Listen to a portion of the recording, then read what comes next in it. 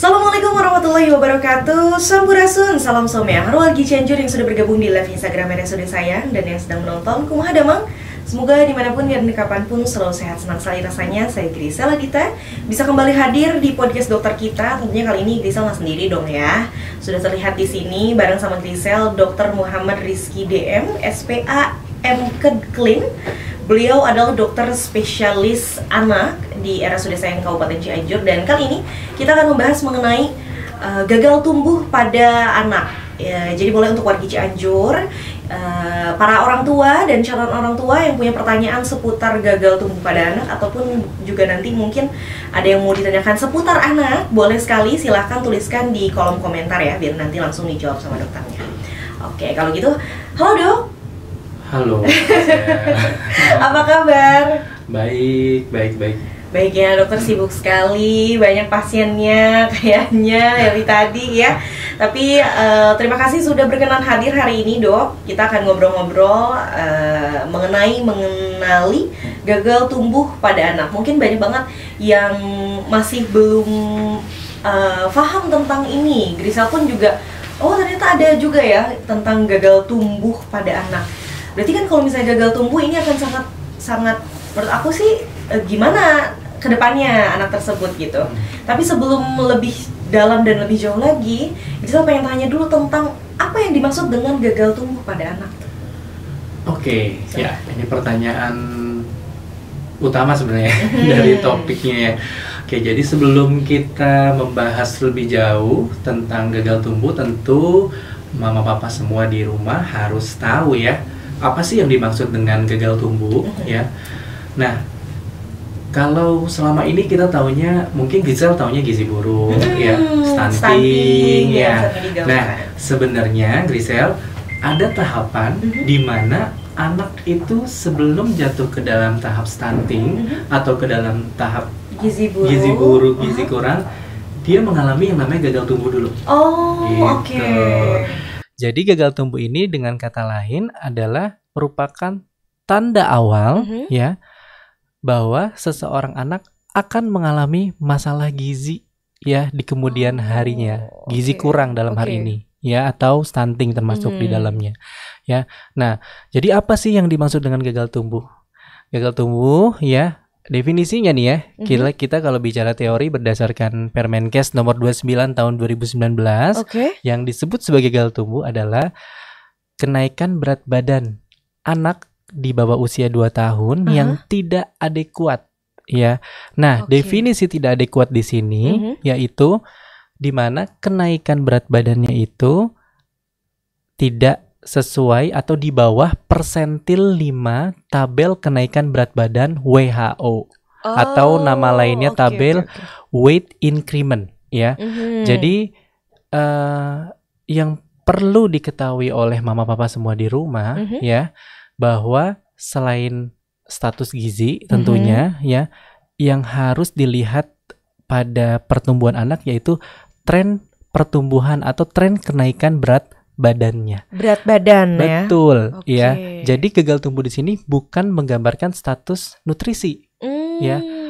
Jadi gagal tumbuh di sini menunjukkan tren pertumbuhan yang tidak baik ya. Sampai sini jelas ya gitu. Nah, apa sih urgensinya gitu ya, orang tua atau kita mengetahui bahwa anak kita ini udah jatuh ke dalam tahap gagal tumbuh atau belum. Urgensinya adalah tadi, ketika kita sudah mendapatkan anak kita sudah masuk dalam kategori gagal tumbuh ya, atau nama lainnya weight faltering, faltering growth ya, at risk of FTT, itu semua sinonim sama ya. Nah, perlu dilakukan intervensi nutrisi segera. Jadi intervensi yang dilakukan pada saat anak jatuh ke dalam gagal tumbuh ya, itu bertujuan untuk mencegah supaya anaknya tidak berkelanjutan menjadi stunting, menjadi gizi buruk. Jadi kalau ada anak yang udah stunting atau anak yang sudah gizi buruk, artinya orang tuanya selama ini tidak memperhatikan kenaikan berat badannya. Gitu. Jadi semacam sign tanda awal lah ya, sebelum anak jatuh ke dalam tahap stunting, gizi buruk, gizi kurang, anak Itu akan ada mengalami gagal tumbuh gagal dulu. tumbuh dulu. Iya, Oke. betul. Jadi kalau orang ibu-ibu zaman sekarang tuh mungkin akrabnya dengan istilah bebe seret. Dok, anak saya bebenya seret nih. Bebe seret ya. Atau bebenya nggak naik-naik nih dok, gitu. Ya, Ya curhatan para momi-momi ya biasanya. yang paling sering sih Ya, sebenarnya itu. dan biasanya juga orang-orang di sekitar yang julid, Dok. Kok anaknya ini banget betul. sih, kok gitu kan? Biasanya itu mental, Ya. kena mental banget tuh. Biasa ibu-ibu. Sebel ya. Sebel. Iya, ya gitu. Padahal kan ya. Nah, kalau misalnya ciri dan gejalanya selain berat badan ya, Dok ya. Berarti kan kata kuncinya ada di berat badan tentunya. Kenaikan gitu, berat badan, kenaikan berat betul. badan. Selain itu ciri dan gejalanya apa lagi, Dok? Nah, sebenarnya kan tadi saya sudah katakan di awal bahwa gagal tumbuh ini bukan menggambarkan status gizi ya, tapi dia menunjukkan tren pertumbuhan. Ya. Jadi tadi dalam Permenkes nomor 29 tahun 2019 itu objektifnya definisi gagal tumbuh sudah dituliskan di sana ketika kenaikan berat badan tidak mencapai di bawah persentil 5, terutama pada anak 2 tahun. Kenapa sih harus 2 tahun? Ya, kenapa, Dok? Kenapa? Krisel tahu nggak? Karena 2 tahun itu merupakan golden period. Oh iya. 1000 hari 1000 hari pertama ya, Dok ya. Periode pertumbuhan dan perkembangan anak ya. Jadi kalau ada masalah pertumbuhan di situ, jika diintervensi sebelum 2 tahun itu hasilnya akan lebih baik dibandingkan intervensinya jika dilakukan di atas usia 2 tahun.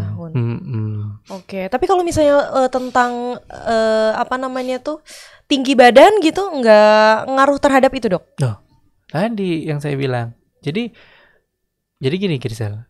Tinggi badan anak itu baru akan naik kalau berat badannya juga naik kenaikannya baik. Maka tadi saya bilang di awal bahwa gagal tumbuh ini sebenarnya tanda awal bagi kita orang tua untuk mengenali ya dan mencegah supaya anak tersebut tidak jatuh ke dalam tahap stunting, tidak jatuh ke dalam tahap gizi buruk atau gizi kurang. Iya, jadi kalau bebenya aja udah seret naiknya, gimana mau naik tingginya? Iya kan? Iya, Dok. Jadi saling berkaitan gitu ya, Dok ya. Nah, kalau misalnya penyebab dari gagal tumbuh ini, Dok.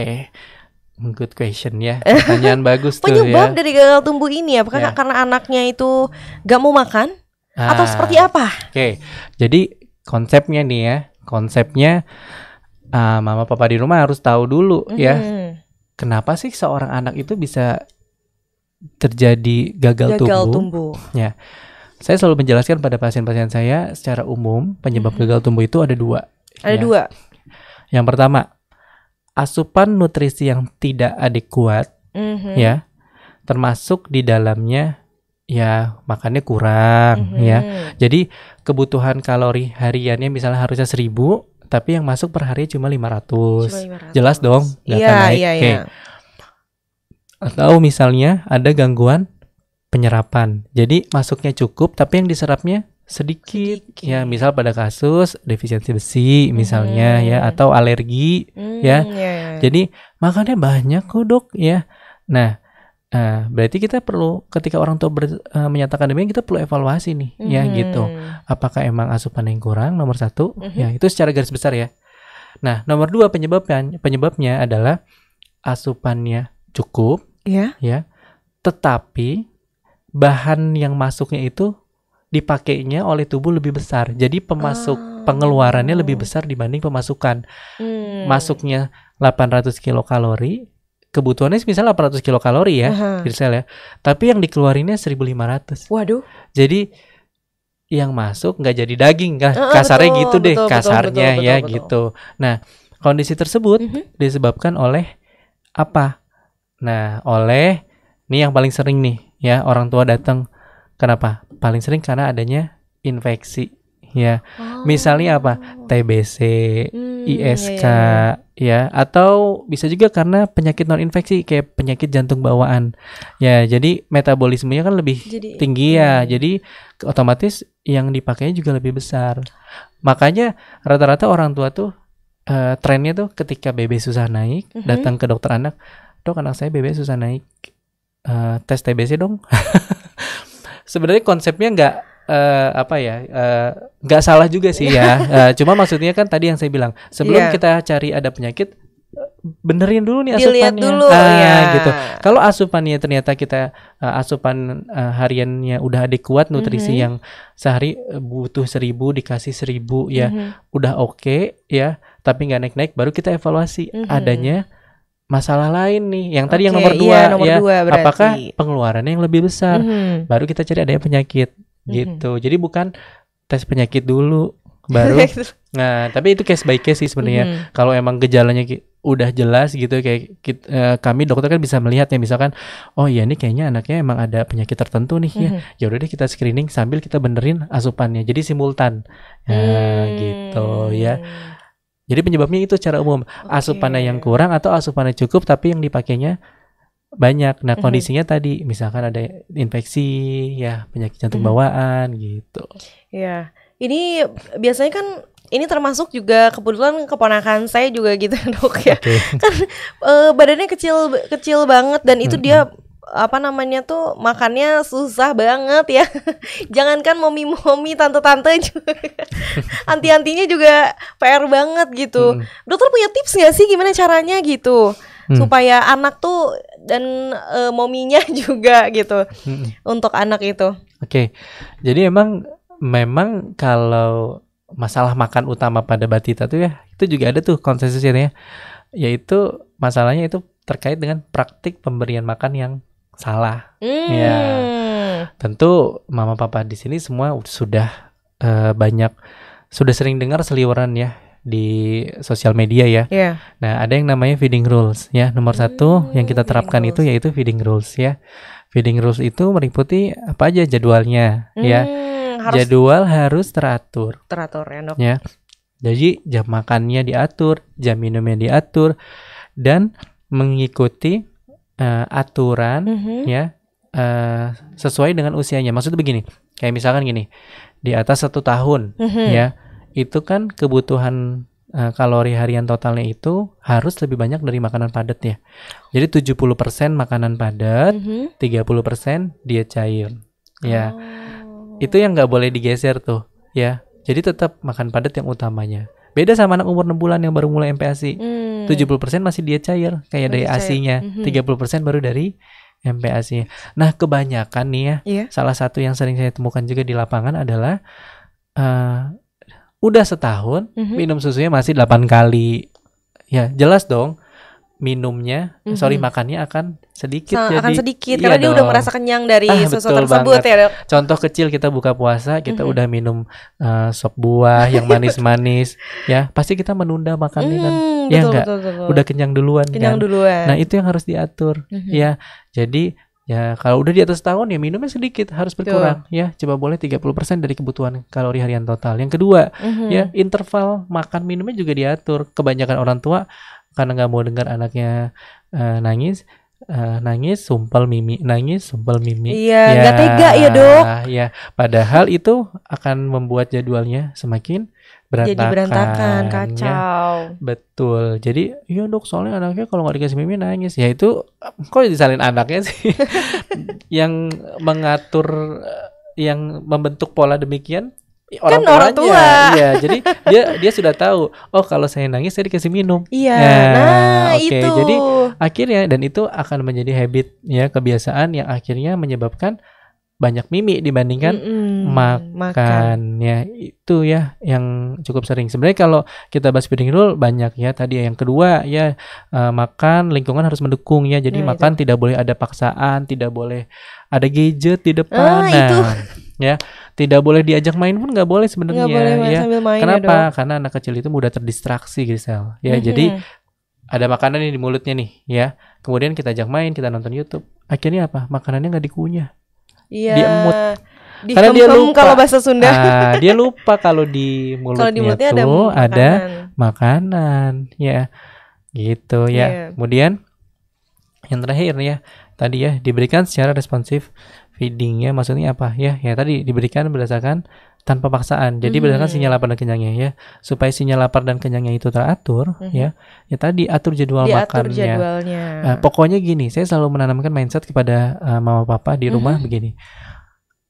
Anak kita itu manusia seperti kita orang dewasa ya. Ketika lambung kosong, dia akan memberikan sinyal lapar. Ya enggak? Nah, sebenarnya pada saat sinyal lapar muncul, itu kita yang bisa mengatur. Ini harusnya masuk apa nih? Ya, kalau sudah dibiasakan masuk dia cairnya lebih banyak, ya udah dia akan seperti gitu. Itu terus ya. Itu memang bicara teori tidak segampang itu ya ngelihat anak tantrum pusing. Ya betul ya. Ya udah nih. Betul. Ya apalagi lagi sibuk ya, lagi apa? Ya udah deh, kasih susu dulu deh. itu dia ya. Yang penting harus dibiasakan ya, seperti itu. Nikita Willy deh, aku pernah ngelihat dulu waktu zamannya anaknya Nikita Willy ini tuh dia pernah ngebahas juga. Nah kayaknya zaman sekarang banyak juga ya dok ya tentang bagaimana hal tersebut untuk momi-momi gitu caranya mengetahui banyak banget, atau mungkin bisa langsung juga gitu konsultasi bersama dokternya langsung, itu akan jauh lebih enak dan pasti gitu mau dibawa kemana gitu. Berarti kalau misalnya kita ini bukan sebuah penyakit dok, atau bisa disebut gagal tumbuh tuh ya? Iya, bisa disebut penyakit kah atau bukan penyakit dok? Jadi tadi yang saya bilang ini tuh bukan menunjukkan status gizi. Jadi anak yang status gizi ya baik pun itu bisa mengalami gagal tumbuh. Nah, nah ini yang penting. Jadi gagal tumbuh itu kan menilai tren pertumbuhan. Jadi kita nggak bisa datang ke Bu Bidan, datang ke dokter. Dok, BB anak saya segini, normal nggak? Kalau pertanyaannya cuma gitu, misalkan anaknya beratnya misalkan 3 bulan ya. 3 bulan beratnya misalkan lahirnya 2,5, 3 bulan dia udah 4,5 misalnya. Kalau nanyanya normal nggak? Pasti saya jawab normal. Iya. Jelas ya? Iya. Karena kalau kita ngeplot di satu titik itu masih normal pasti. Tapi kalau saya tanya, emang berat badan lahirnya berapa, Bu? Emang bulan lahir waktu sebelum umur 2 bulan berapa, Bu? Ternyata umur berat badan lahirnya 4 kilo. Sekarang 3 bulan 4,5. Bulan sebelumnya umur 2 bulan cuma 4,3. Jadinya normal nggak? Enggak. Karena kenaikan berat badannya tidak adekuat. Untuk 0 ke 3 bulan kan harusnya naik minimal 750 sampai 900 gram per bulan kan. Nah, makanya jadi ya tren pertumbuhan itu atau gagal tumbuh itu memerlukan data berat badan bulan sebelumnya. Jadi jangan kalau nanya ke dokter, ke Bu Bidan ya. Bu Bidannya nggak salah sih ya. Kan seringnya kayak gitu tuh kebanyakan tuh. Iya dok, soalnya setiap kali ke puskesmas, ke Bu Bidan misalnya begitu ya, dibilangnya normal. Bu Bidan mah nggak salah, bilangnya normal, titiknya di titik normal kok ya. Tapi yang ibu harus jelasin, ibu harus tanya lebih jelas lagi, kenaikan berat badannya oke nggak? Iya, itu gitu. Berarti ya. Kan makanya gagal tumbuh ini dapat terjadi pada saat status gizi anak itu masih normal. Ya. Jadi kalau kita nggak ngelihat tren berat badan, nggak ngelihat berat badan sebelumnya, ketika titiknya normal ya kita akan bilang normal lah, ya, gitu. Makanya kalau kami dokter anak biasanya selalu, oke, sekarang beratnya segini, bulan sebelumnya berapa sih, Bu? Gitu. Berat lahirnya berapa sih? Jadi harus diketahui ya tentang berat badan sebelumnya gitu. Iya, kan kita menilai gagal tumbuh. Kalau sudah jatuh ke dalam tahap yang gizi kurang, stunting, artinya ya itu mau udah bukan gagal tumbuh lagi ya, udah status gizi udah begitu ya, udah keluar sebagai diagnosis medis itu ya. Ya seperti itu. Jadi dok, kalau misalnya kita tanya nih, bahaya enggak sih dok? Jelas kalau misalnya dibilang bahaya enggak sih dok? Bahaya karena akan menjurus kepada yang tadi ya dok, sampai stunting. Iya. Apalagi 2 tahun pertama kehidupan kan golden period ya. Nanti fungsi berpengaruh kepada fungsi kognitif, ya efek jangka panjangnya bahkan bisa terkena penyakit-penyakit yang seperti diabetes seperti itu. Tapi itu efek jangka panjangnya ya kalau tidak segera kita intervensi. Kita kan tentu ingin anak-anak kita jadi pinter, juara kelas ya. Nah di 2 tahun pertama kehidupan itulah sangat yang sangat berpengaruh kalau kita melakukan intervensi. Betul, makanya judulnya Golden Period. Oke, dok, ini udah ada beberapa pertanyaan yang masuk, jadi akan aku coba tanyakan satu persatu. Pertanyaannya. Ini ada dari Ibu Novi Solehawati. Selamat pagi dok, izin bertanya, cara mengatasi anak GTM gimana dok? Atau ada rekomen vitamin yang bagus gak dok? Anak juga nggak mau minum Sufor. Usianya berapa bulan itu? 16 bulan ya? 16 bulan. Nah itu. Oke, ini pertanyaan umum ya. Cara menghadapi anak GTM ya. Nah, sebenarnya tadi saya sudah spill dikit tuh ke Grisel ya. Jadi GTM ya, tutup mulut jadi dia ya, nggak mau buka mulutnya. Itu penyebabnya kan banyak ya dari mulai tadi bisa jadi karena jadwal makanan yang gak teratur. Iya, karena udah kebiasaan kayak gitu nggak punya jadwal makan. Kemudian tadi minum susunya yang lebih banyak atau minum ASI yang lebih banyak ya, jadi dia udah kenyang dipaksa makan ya nggak mau lah. Kita aja kalau habis makan disuruh makan lagi nggak mau, apalagi kalau interval makannya yang jam makan minumnya yang terlalu mepet ya, atau misalnya masalah rasa juga ya. Jadi anak umur 2 tahun atau yang mulai MPASI itu kan kita bisa bilang selective eater ya. Jadi itu hal yang sebenarnya umum terjadi. Jadi kalau ditanya bagaimana cara mengatasi GTM ya balik lagi ke feeding rule. Feeding rule ya. Memang harus sabar ya.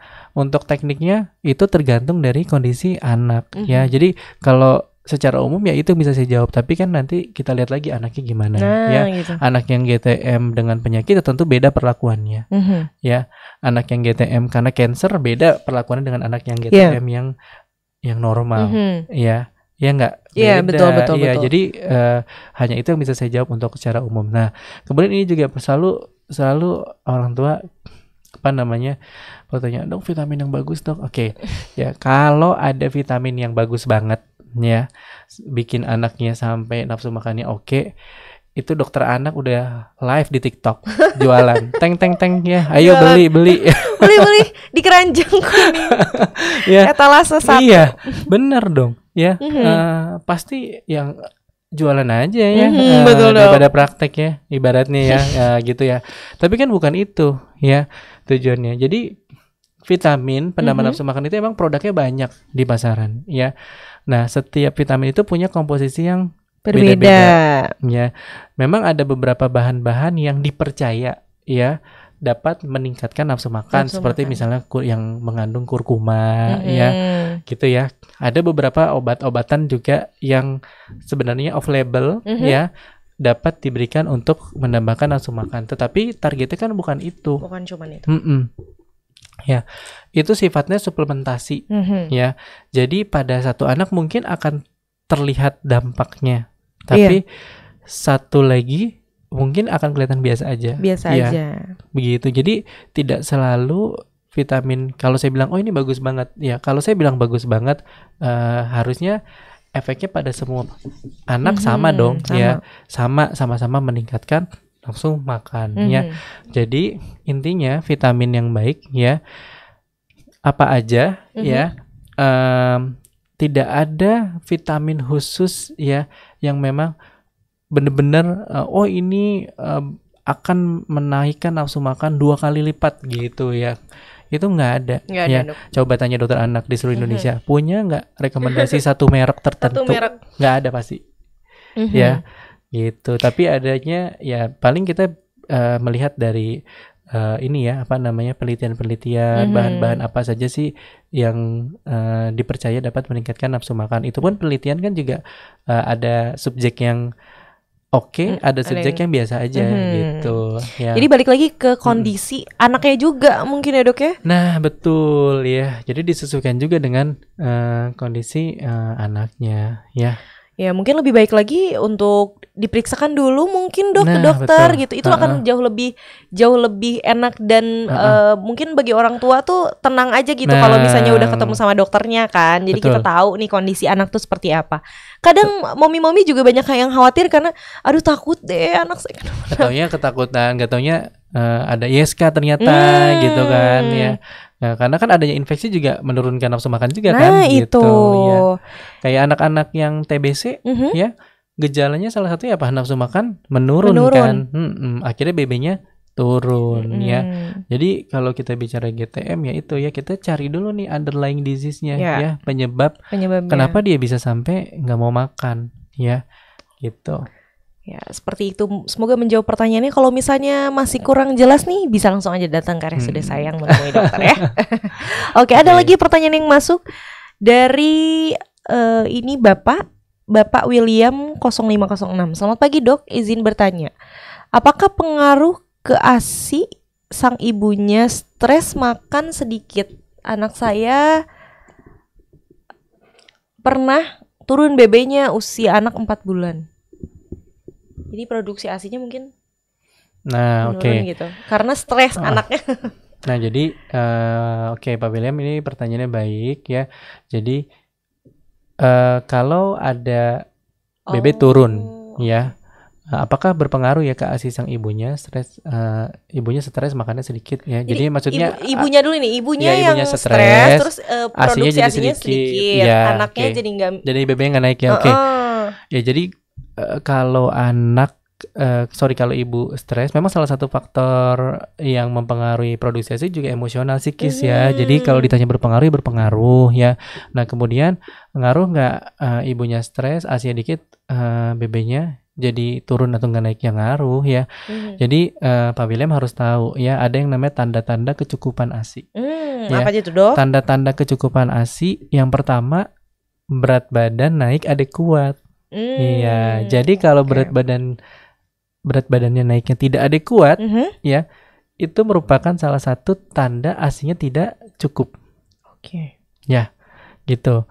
Apalagi tanda-tanda kecukupan ASI yang kedua, buang air kecilnya, ya, 6 sampai 8 kali per hari. Iya, itu buang air kecilnya, ya. Ini yang untuk 6 bulan pertama, terutama 6 bulan pertama. Nah, kemudian pupnya juga, ya. Pupnya juga normal, ya, frekuensinya, ya. Nah itu 3 tanda kecukupan ASI yang umumnya bisa kita lihat, ya. Nah nomor satunya tadi berat badan. Jadi kalau berat badan naiknya adekuat, artinya ASInya cukup, gitu. Ya. Tapi tadi ya balik lagi kita lihat ya, ini apakah memang hanya masalah asupan yang kurang aja, ya, atau memang tadi apa adanya penyakit. Ya, kalau udah seperti itu biasanya sih kita evaluasi, kita coba dulu, kita pastikan dulu asupannya udah adekuat. Kalau asupannya belum sudah adekuat masih nggak naik juga, baru tadi ya kita cari ada penyakitnya nggak, faktor lainnya nggak gitu. Betul. Nah, makanya berarti ini nggak bisa self diagnosis, nggak bisa didiagnosis sendiri oleh orang tua gitu. Jadi ya ini pentingnya memeriksakan selalu mengenai kondisi anak gitu ya. Ada lagi pertanyaan yang masuk dari Ibu Mira Haryanti 97. Dok mau nanya, anak saya kena hidrosefalus. Sekarang mau 8 bulan tapi belum tengkurap. Apa enggak apa-apa ya? Enggak apa-apa itu ya. Oke, ya. Nah, ini kan kaitannya dengan perkembangan ya. Jadi memang pertumbuhan dan perkembangan itu adalah suatu hal yang tidak bisa dipisahkan, ya. Jadi kalau pertumbuhannya baik, perkembangannya juga baik. Begitupun anak pertumbuhan kurang, perkembangannya juga kurang. Ya. Kenapa misalkan ya, contoh kecil ya, anak yang kurus banget, yang gizi buruk, ya, dipaksa mau jalan, ya. Sedangkan untuk jalan aja butuh otot. Ya enggak. Kalau pertumbuhan ototnya jelek, ya gimana dia mau jalan, ya. Gitu ya, contoh kecilnya begitu, ya. Nah, ini apalagi anak dengan hidrosefalus, ya. Kalau anak dengan hidrosefalus, ya, tentunya ya hidrosefalus kan penumpukan cairan di dalam kepala ya, gitu ya. Nah, anak dengan hidrosefalus ini harus dievaluasi, ya. Kalau dia mengalami gangguan perkembangan, ya, bukan hal yang wajar juga sih. Maksudnya itu saling akan mempengaruhi lah, ya. Jadi hidrosefalus itu akan mempengaruhi, ya. Kita kan nggak tahu ya hidrosefalusnya separah apa, sebesar apa, lingkar kepalanya sebesar apa. Tentunya dia akan terlambat ya dibandingkan anak-anak yang normal. Ya, apalagi kalau yang besar banget, kan pusat motorik anak itu kan semua ada di otak. Nah, hidrosefalus kalau cairannya banyak banget sampai neken otak atau kita sebut menyebabkan peningkatan tekanan intrakranial, bikin kejang, bikin muntah, ya. Lah, kejangnya aja bisa merusak sel-sel saraf, ya. Tentu akan berpengaruh terhadap perkembangannya. Jadi lebih baik evaluasi dulu deh, dan hidrosefalus harus diberesin dulu dong, ya, itu. Gitu supaya kita bisa intervensi perkembangannya, ya. Jadi kalau dibilang nggak apa-apa ya segeralah periksakan lagi ya, konsultasikan bersama dokter spesialis anak tentunya. Ada lagi pertanyaan yang masuk dari Ibu Rizky Yulistiani. Kalau makan mulai bagus tapi bebek masih stuck atau naik tidak sesuai kenaikan seharusnya, gimana dok? Pemeriksaan apa saja yang dibutuhkan? Oke, nah ini Ibu Rizky Yulistiani ini kayak pasien saya nih. Ini ibunya emang aktif banget ini ya, concern banget sama masalah kesehatan dan pertumbuhan perkembangan anak ya, patut dicontoh. Nah, ini kalau anak mulai bagus nih makannya tapi BB-nya masih stuck atau naik tidak sesuai dengan seharusnya, harus gimana? Nah, tadi ya harus kita evaluasi karena kan tadi ya anak BB-nya nggak naik itu penyebabnya cuma 2 sebenarnya. Secara garis besar ya, asupannya yang kurang atau asupannya cukup tapi pengeluarannya besar. Lebih besar. Nah, kita kalau dokter nanti biasanya akan memastikan dulu kan makannya bagus itu apakah sudah adekuat. Ya, itu kan adekuat menurut ibu. Ya, adekuat menurut dokter harus kuantitas dan kualitasnya sesuai. Kuantitas jumlahnya. Jadi kalori yang dimakannya udah memenuhi kebutuhan harian total atau belum. Nah, itu secara kuantitas ya. Kualitasnya terus yang kedua. Kualitasnya jadi bukan cuma sekedar makan doang ya, tapi harus ada protein, karbohidrat, lemak. Nah, biasanya nanti dokter akan melakukan food recall dulu. Ya, jadi food recall, makanannya apa aja sehari-harinya, berapa kali sehari, porsinya gimana.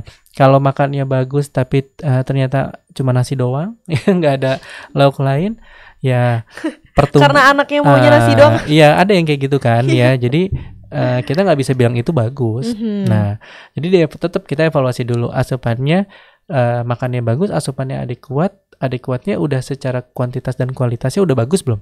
Gitu ya. Nah, kemudian yang kedua ya, tadi kalau misalkan kita udah memastikan oh iya Bu ternyata anak ibu makannya bagus ya gitu ya, secara teori kalorinya sih kalau secara kasar dihitung udah cukup ya, cuma kok masih nggak naik ya. Nah, berarti kita cari yang kedua tadi ya, ini kenapa ya, apa ada penyakit ya, apa emang ada masalah gangguan penyerapan nih ya, ada alergi misalnya, atau emang apa namanya ya tadi ya, ada infeksi yang silent gitu kayak TBC itu sebenarnya ada yang namanya TBC laten ya. TBC laten itu TBC ya yang dia sebenarnya anak itu terinfeksi. Kalau kita cek itu positif hasilnya, tapi anaknya tanpa gejala gitu. Itu ada yang namanya infeksi laten TB atau ILTB ya pada anak. Jadi memang harus dipastikan dulu ya. Gitu Sel. Jadi ya itu tadi kembali bagaimana kondisi anak dan juga apa namanya tuh pola dibilang pola asuh termasuk nggak sih dok? Bukan sih.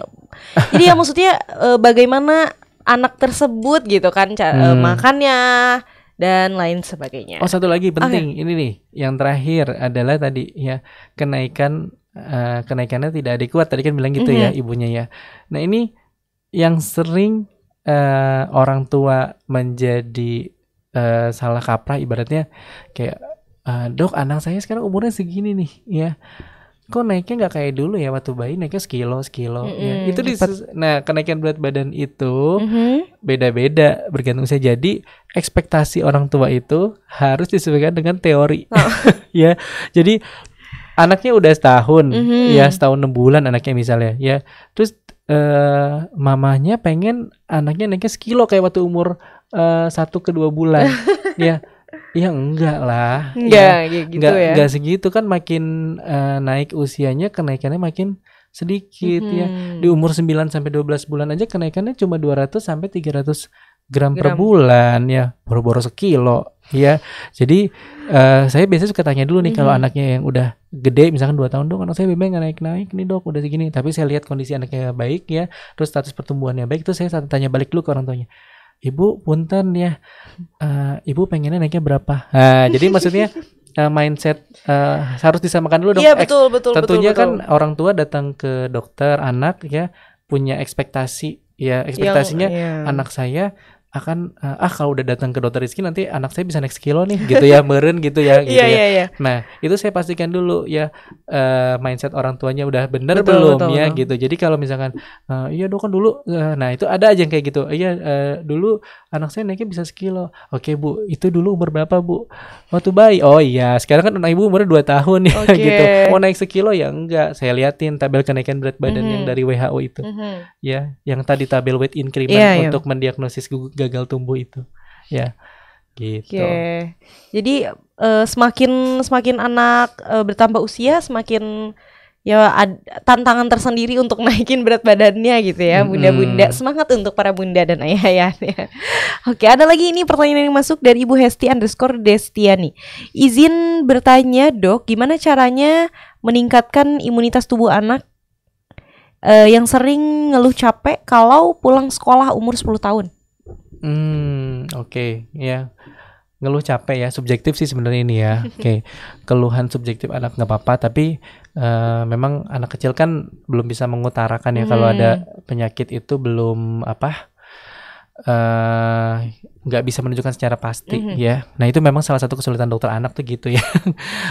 Kita hanya bisa alo anamnesa dari orang tuanya dan memeriksa kondisi si anak. Nah jadi kalau misalnya ada keluhan capek ya, kita juga tentu harus memastikan dulu nih ya, capek kayak lemah, letih, lesu kenapa ya. Abis ngapain dulu gitu. Abis ngapain dulu ya, apakah ada kaitannya dengan medis atau enggak ya. Nah kalau yang kaitan dengan medis, lemah, letih, lesu, apa takutnya anemia? Iya. Ya itu kan gejala awal ya. Dan anak-anak sekolah, anak-anak apalagi yang baru mulai MPASI ya, 6 bulan, 2 tahun pertama ke depan, 5 tahun itu sering banget mengalami anemia defisiensi besi. Makanya kan ada rekomendasi terkait suplementasi besi ya pada anak kan ya. Bahkan ibu-ibu sekarang biasanya kalau datang, dok boleh nggak anak saya dikasih zat besi? Langsung minta, dok saya mau minta zat besi dong gitu. Belum saya rekomendasikan, mereka ada yang udah minta ya, karena memang prevalensi kejadian anemia defisiensi besi pada anak ya di bawah 5 tahun itu cukup tinggi ya. Jadi harus dipastikan dulu ya, capeknya kenapa, ada kaitan sama medis atau enggak ya. Terus masalah imunitas, nah kalau imunitas itu kan kaitannya dengan ini ya, banyak ya, salah satunya faktor nutrisi juga. Jadi diperhatikan nutrisinya, boleh ditambah suplemen imun, itu banyak banget di pasaran ya, sebagai vitamin atau suplemen tambahan mama papa untuk meningkatkan imunitas si anak ya. Gitu. Ya, tapi kalau misalnya memang sudah nggak beres nih, maksudnya udah lama gitu ya, mendingan langsung aja dia datang dan konsultasi bersama dokternya supaya nggak menerka-nerka gitu ya kan dok, jadi jelas nanti berdiri diagnosanya gitu. Iya, betul. Jadi dilihat capeknya itu ada gejala yang lainnya nggak gitu. Betul sekali. Nanti biasanya kalau sama dokter kan akan ada pertanyaan-pertanyaan yang iya juga ya nggak pernah terpikir gitu. Gitu ya Bunda dan Ayah, ini nggak kerasa banget sudah lebih dari 30 menit. Ini walaupun banyak sekali pertanyaannya, mungkin nanti kita akan tanyakan di lain kesempatan. Tapi sebelum closing Dok, adakah yang mau dokter sampaikan terkait gagal tumbuh pada anak? Silakan Dok. Oke, jadi intinya podcast hari ini adalah ya, jangan sampai anak mama papa di rumah itu jatuh ke dalam tahap stunting atau gizi buruk dulu ya. Tapi ya harus sudah mengenali tanda-tanda awal permasalahan gizi jika anak ya permasalahan gizi yang akan jatuh nantinya ke dalam tahap stunting atau gizi buruk, yaitu dengan mengenali yang namanya gagal tumbuh. Gimana caranya? Caranya itu dengan memperhatikan kenaikan berat badan setiap bulannya, terutama pada usia 2 tahun pertama kehidupan. Jadi pada saat datang ke dokter, ke Bu Bidan, ke Posyandu ya, selain bertanya normal nggak status gizi ya, normal nggak umur segitu, kan pertanyaan paling sering itu adalah normal nggak umur segini, beratnya segini dok. Nah bukan cuma ditanya itu aja, tapi ditanya kenaikannya normal nggak. Nah itu kuncinya. Jadi dari kenaikan berat badan bulanan itu kita bisa menentukan anaknya mengalami gagal tumbuh atau enggak. Ya jadi kalau ada masalah kenaikan berat badannya sudah tidak adekuat, nah segera konsultasikan ya ke dokter anak ya, supaya segera diintervensi dan tidak terlambat. Jadi mengintervensi anak yang gagal tumbuh itu outcome-nya, hasilnya akan lebih baik dibandingkan mengintervensi anak yang sudah jatuh ke dalam tahap stunting, gizi buruk ya, gizi kurang gitu. Jadi tujuan podcast hari ini tentang gagal tumbuh itu yaitu agar mama papa di rumah lebih mengenali tanda awal bahwa anaknya akan memiliki permasalahan gizi ke depannya itu dengan mengenali ini sudah masuk ke gagal tumbuh atau belum gitu. Seperti itu. Oke dok, terima kasih banyak sudah berkenan hadir hari ini sama Grisel di sini ngobrol-ngobrol di podcast dokter kita. Semoga dokter sehat terus dan lancar dalam segala aktivitas ya dok ya. Doa yang sama juga ya Bu Grisel. Amin, terima kasih dok. Terima kasih juga untuk warga Cianjur yang sudah bergabung di live Instagram dan yang setia menonton. Jangan lupa follow Instagram, Facebook, TikTok RSUD Sayang.Somea, dan jangan lupa like, comment, subscribe dan share sebanyak-banyaknya video ini karena akan sangat bermanfaat. Kalau gitu, saya Grisel Adita bersama dengan Dokter Rizky. Kami berdua pamit undur diri. Wassalamualaikum warahmatullahi wabarakatuh.